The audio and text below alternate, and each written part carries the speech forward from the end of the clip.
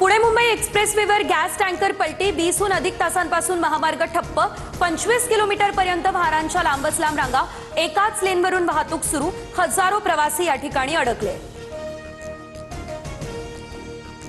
पुण्यातून मुंबईला जाणाऱ्या सर्व एसटी बसच्या फेऱ्या तात्पुरत्या रद्द, मुंबई पुणे एक्सप्रेसवेवर वाहतूक कोंडी कायम असल्यानं प्रशासनाचा हा निर्णय, एसटी महामंडळाच्या अनेक बसेसही यात अडकून पडल्या।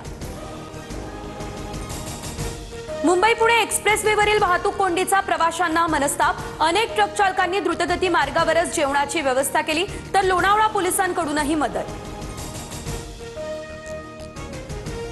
राष्ट्रवादीच्या विलिनीकरणाच्या चर्चेत फडणवीस नव्हते, तर फडणवीसांना माझा उल्लेख करण्याचा अधिकार काय, शरद पवार यांचा पलटवार।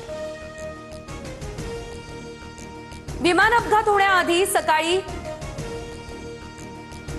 फोनद्वारे अजित पवार यांनी संवाद साधलेला, 8:37 शेवटचा कॉल। कार्यकर्ते श्रीजित पवारांनी अपघातापूर्वीची फोनवरील ऑडिओ क्लिप ऐकवली, सर्व जाती धर्मांना सोबत घेण्याची दादांची भूमिका।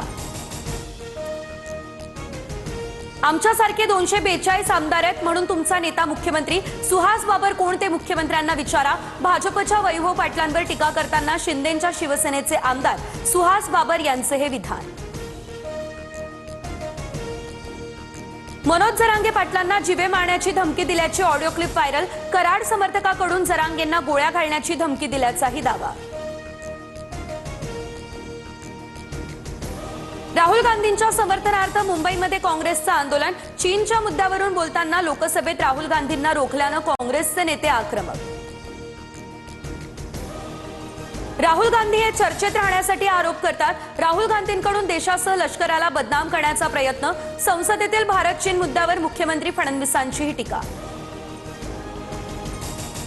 दिल्लीमध्ये लोकसभा अध्यक्षांच्या कार्यालयात भाजप आणि काँग्रेस खासदारांमध्ये बाचाबाची, राहुल गांधींना बोलू दिलं जात नाही, मग दुबेंना संधी का दिली जाते, काँग्रेस खासदारांकडून हा सवाल उपस्थित।